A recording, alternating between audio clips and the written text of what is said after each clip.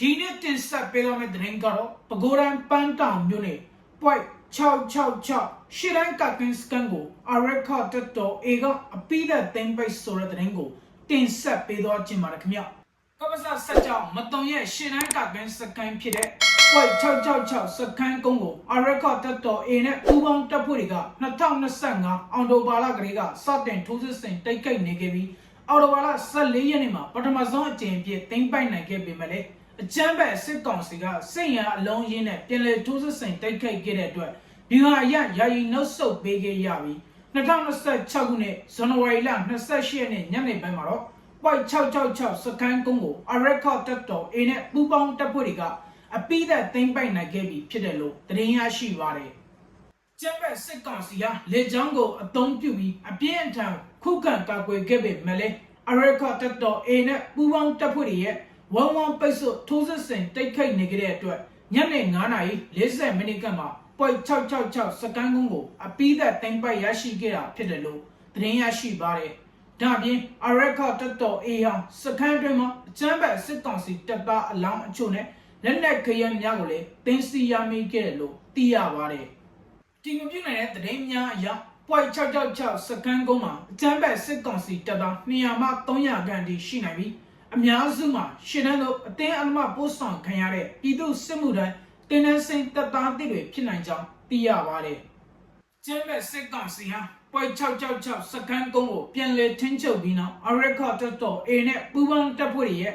ဖြတ်တောက်ပိတ်ဆို့ခြင်းကိုရင်ဆိုင်ခဲ့ရပြီးအဲ့ဒီစကန်ကိုစားနပ်ရိက္ခာတော်ပို့တဲ့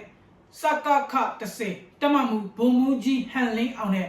ဘုံမူဝင်းရန်လင်းတို့တည်ဆုံမှုရှိခဲ့လို့သိရပါတယ်။လက်ရှိမှာတော့ပဲခူးတိုင်းစစ်မျက်နှာပြင်မှာအရက်ခတ်တော်အေနဲ့ပူပေါင်းတပ်ဖွဲ့တွေရှစ်တိုးပြီးထိုးစစ်အချင်းမြင့်မဲ့အခြေအနေရှိနေပြီးအကြမ်းဖက်စစ်ကောင်စီကလည်းဥချစ်မြင့်တက်နေတဲ့မှာအကြီးအကျယ်ခံစစ်ပြင်ဆင်ထားရလို့ပဲခူးတိုင်းမြေပြင်သတင်းရင်းမြစ်တူကဆိုပါတယ်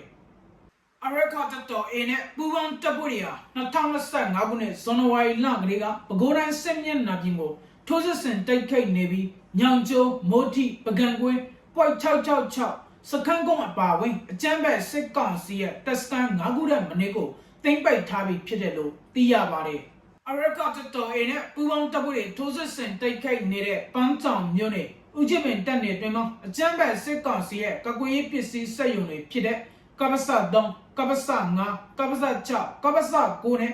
ကပ္ပစ16လို့ရှိနေပြီးလက်ရှိမှာအကြမ်းဖက်စစ်ကောင်စီဟာကပ္ပစ16ကိုစစ်အင်အားဖြစ်တင်းမှုတွေပြုလုပ်နေပြီးအဲ့ဒီကတစင်းလက်လက်ကြီးပြစ်ခတ်မှုတွေပြုလုပ်နေတယ်လို့စီးရဲသတင်းရင်းမြစ်ကဆိုပါတယ်ယခုလက်ရှိအကြမ်းဖက်စစ်ကောင်စီဟာပန်းတောင်မြို့နယ်တွင်းရှိpoint 666စကန်ကုန်းအပါဝင်အနီးအနားရှိဒေသများကိုတိုက်လေများတဲ့ဇက်တိုက်ဘုံကျဲတိုက်ခိုက်နေပြီးအရက်ခတ်တော်အေကထွက်ပြေးသွားတဲ့အကြမ်းဖက်စစ်ကောင်စီတပ်သားများကိုလိုက်လံရှင်းလင်းရမှာကပ္ပစ16နာအထိတိုက်ပွဲတွေဆက်လက်ဖြစ်ပေါ်နေတယ်လို့သိရပါတယ်ဒီနေ့တင်ဆက်ပေးရတဲ့သတင်းကတော့ပဲခူးတိုင်းပန်းတောင်မြို့နယ် point 666ရှစ်တန်းကကင်းစကန်ကိုအရက်ခတ်တော်အေကအပိသက်သိမ်းပိုက်ဆိုတဲ့သတင်းကိုတင်ဆက်ပေးရတာဖြစ်ပါတယ်ခင်ဗျနောက်ထပ်တင်ဆက်ပေးတော့မယ့်သတင်းများကိုလည်းစောင့်မျှော်ကြည့်ရှုပေးဖို့ပြောကြားချင်ပါတယ်ခင်ဗျခုလိုကြည့်ရှုပေးတဲ့အတွက်ကျေးဇူးအများကြီးတင်ပါတယ်ခင်ဗျ